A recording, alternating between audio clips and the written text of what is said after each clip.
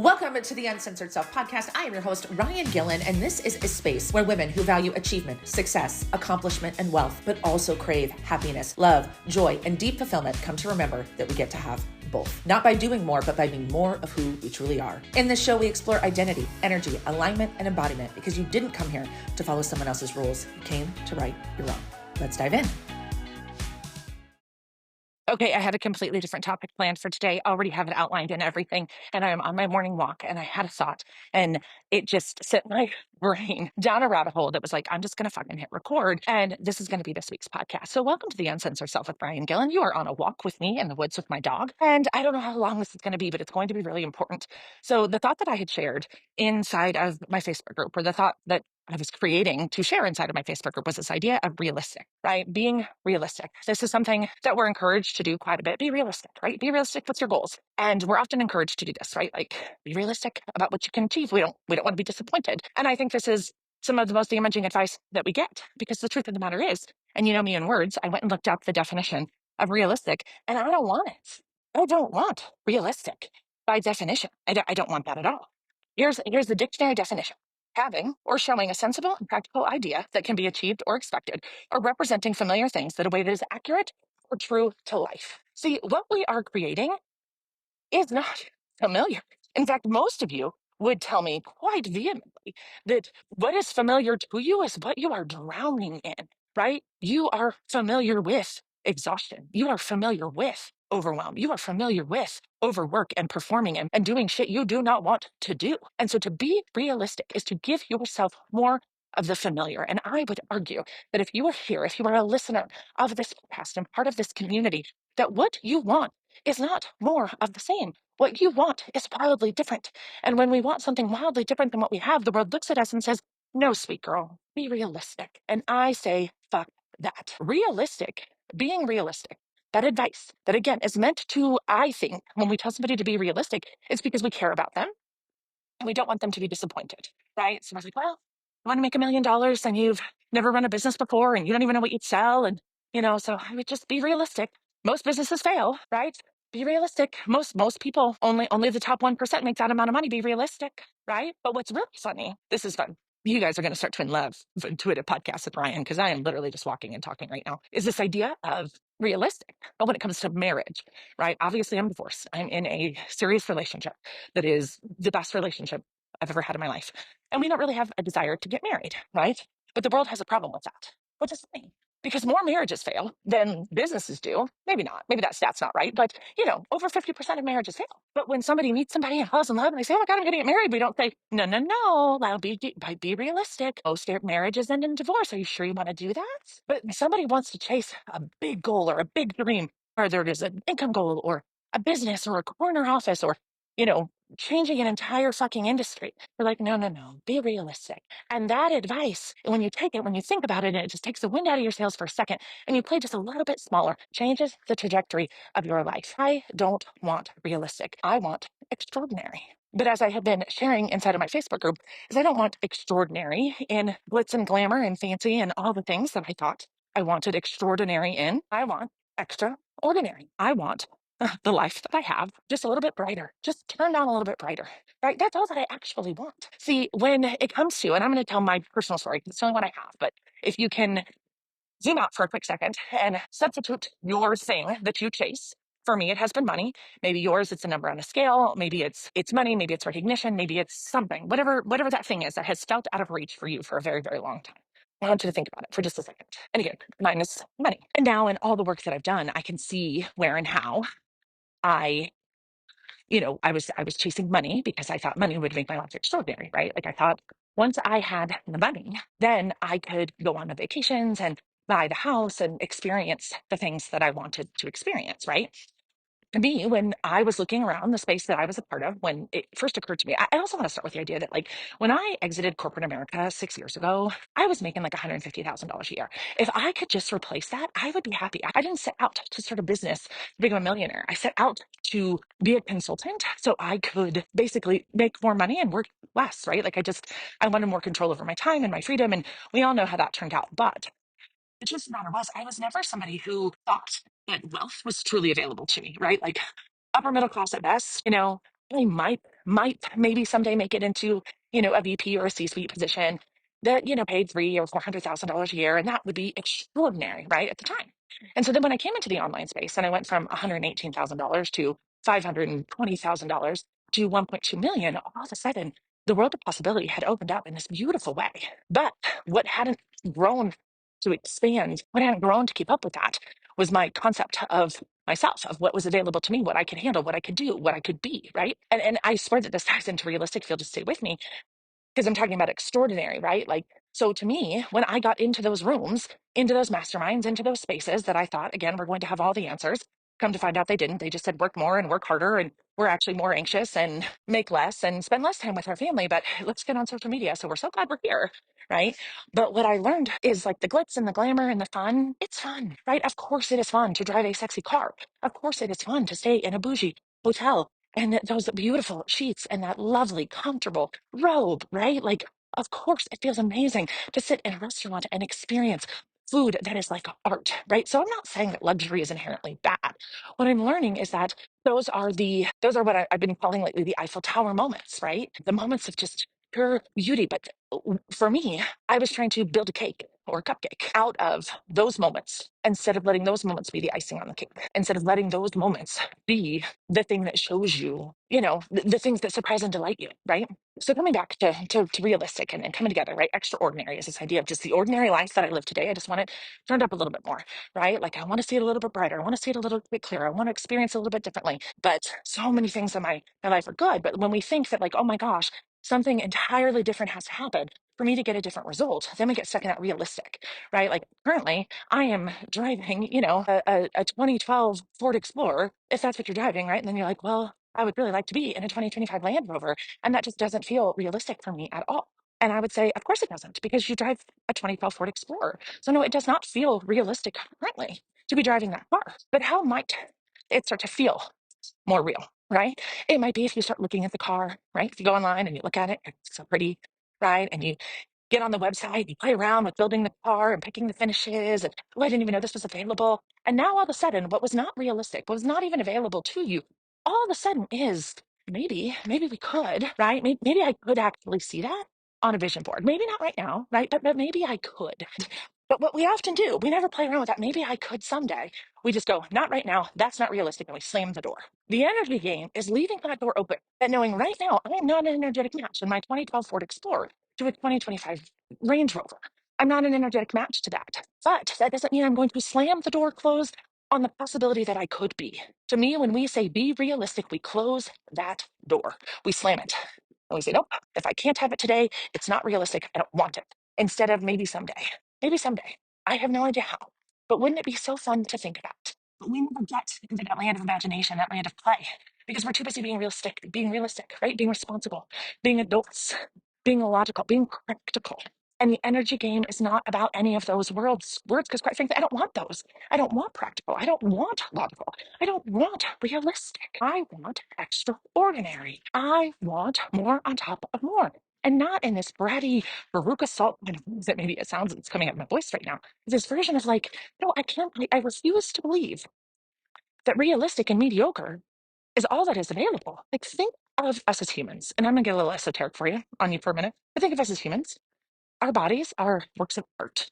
They are so bananas as far as like how incredible it is that our nervous system works and our heart pumps our blood. Like, when you really think about it, it's crazy. And so you think that whether you believe in God, source, the universe, created these beautiful physical vessels, and then was like, well, I think that you should live a really boring and mediocre and maybe hard average life. Like, who do we think is handing those out? And that is what we say. We say, be realistic. That's who handed you your average, mediocre hamster wheel life. And I don't mean to downplay your life, because your life is extraordinary if you actually looked at it through that lens.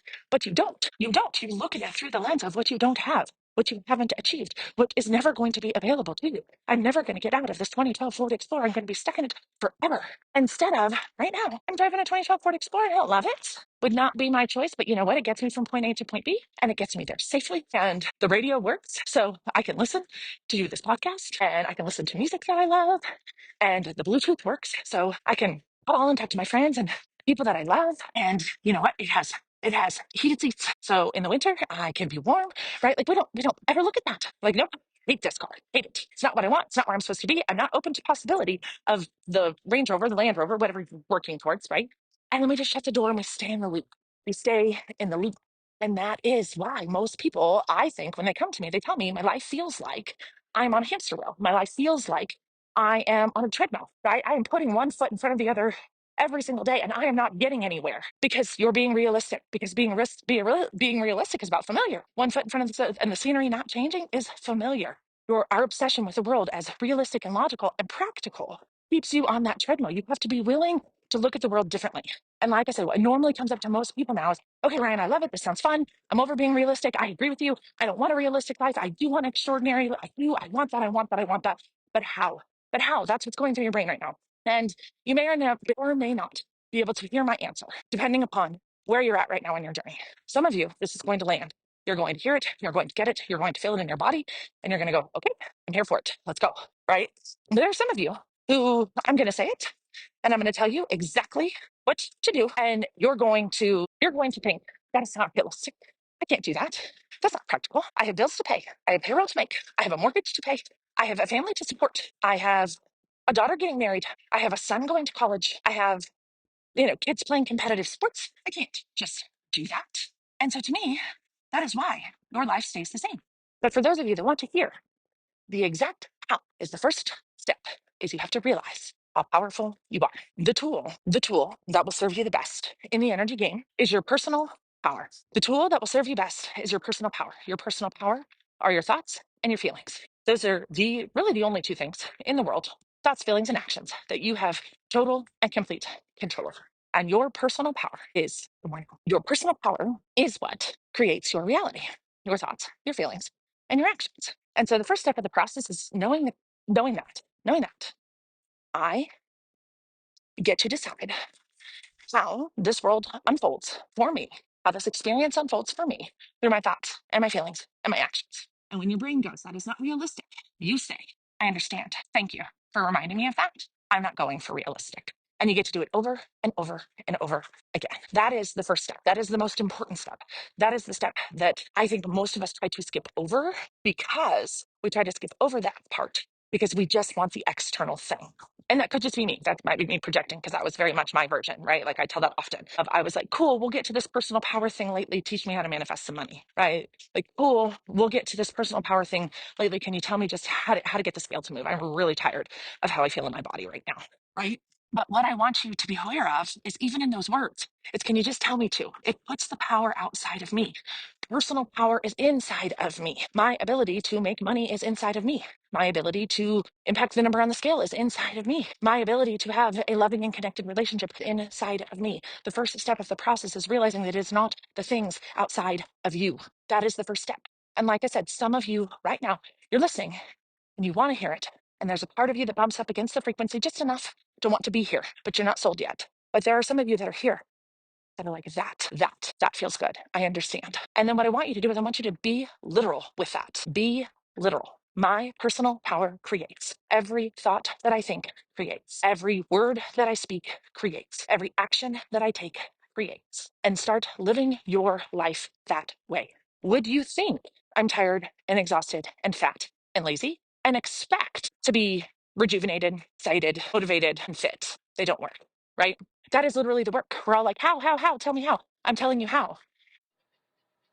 But again, bringing this all back to realistic, which was kind of the point of the exercise. I don't know. I don't know how I'm feeling about all of this as it unfolds. I'm like, maybe intuitively recorded podcasts aren't for us, but I'd love you guys' feedback, because I do think this conversation is important. So it's a little disjointed, but this is what happens when I just intuitively kind of talk and teach instead of having an outline. And so you guys can give me your feedback. But I was thinking about realistic, coming back from this idea of, like, some of you are going to hear me and you're going to get it. And some of you are not, and you're going to go try to, like, rearrange the outside world again, because you just think that's the answer. But bringing this all the way back to the concept of realistic is, realistic to who? So not only do we not want to be realistic, but realistic to who? And I'll tell you guys a little bit of a personal story as I wrap us up today. My son plays competitive baseball, and He's young, maybe a little too young. Now, in retrospect, I'm not 100% sure that I think that we should have started this year, but it doesn't really matter, right? Hindsight's 2020. But one of the things that I'm noticing as I'm seeing people react to different behaviors by coaches, by players, by parents, of what's expected and what's not expected, all the things. One of the things that I noticed is that everybody has a different point of view, right? Everybody has a different perspective on how things should be handled, all based on their version of reality. And so based on their version of reality, their stories, their programs, their insecurities, their wounds, their trauma, their version of reality could be dramatically different than yours. And maybe not in the right way, right? If somebody's definition of reality is dramatically different than yours in a positive way, then yes, let's go be realistic with those people, right? Let's go be realistic with the people that think it's realistic to make millions of dollars a year. Let's go be realistic with the people who think we don't have to work that hard to make money because we understand our personal power. Let's be realistic in those, let's go be realistic in those conversations. The problem is that most realistic conversations that we're thinking on and when we're talking about are versions of being realistic that we don't really align or want. You're trying to be realistic based on somebody else's version of realistic that you may or may not even want. And that is the part of this that I think is so important. This is why this is a personal power and a personal development journey.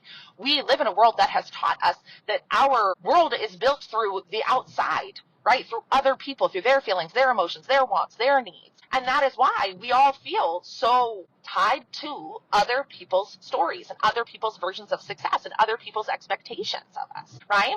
This is what the world expects of me. And if I want the results, then I have to do what the world expects of me, even if it's not aligned with me. That is the version of realistic that is presented to most professional women. We're even told it's not realistic to be successful and have kids, right? We're told you can't be a mom and a badass at the same time. You're going to have to choose. Because if you lean too far into your career, you're not going to be present for your kids. But then we're also told if you lean too far into your kids and you don't have a career, what happens? How are you going to support yourself? And how can you just possibly lose yourself in the children, right? Even that argument in and of itself shows that everybody has their own version of realistic. And we're all over here wearing this limitation, this fucking fur coat of realistic without even thinking, is it realistic? Do I want that person's version of reality to even be realistic with?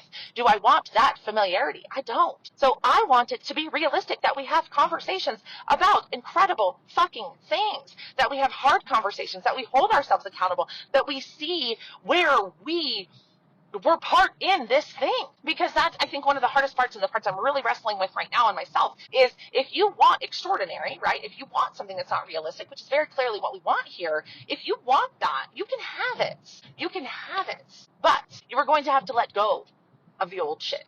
You are going to have to let go of the old story.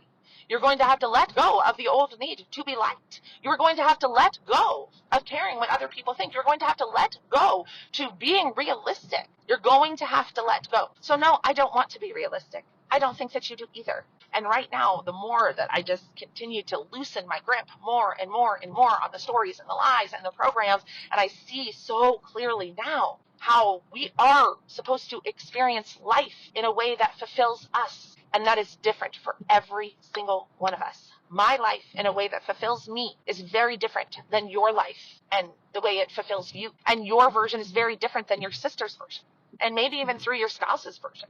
And maybe even different than your boss's version. But your number one goal and priority should be your own, not should be, the purpose. Should doesn't matter, right? Should, whatever. Make your choice about what you should or shouldn't do. I don't like that word. But the truth of the matter is, it's just you and your own personal fulfillment. That is the point. That is the purpose. And so why do we want the familiar? Why do we want, I want fulfillment. I want happiness. I want love, joy, expansion, love, magic, fun, wisdom, learning, intelligent conversation, thoughtfulness, excitement, outside of the box ideas, things that don't make sense, cry, having fun at work, loving the people that I work with, having rose-colored glasses and pie in the skies ideas. That's what I love. That's my version of fulfillment. It does not fit what is familiar in this world, and that's okay with me. Thanks so much for tuning in to the Uncensored Self Podcast. If this conversation cracked something open for you, trust that that's the work. And share this episode with a woman in your life who's ready to stop performing and start creating. And if you haven't already, hit subscribe, leave a review. It helps this message reach the women who need it most. Remember, you're the creator. The rules are yours. And your uncensored self, she already knows what to do. Keep leading, keep listening, keep becoming.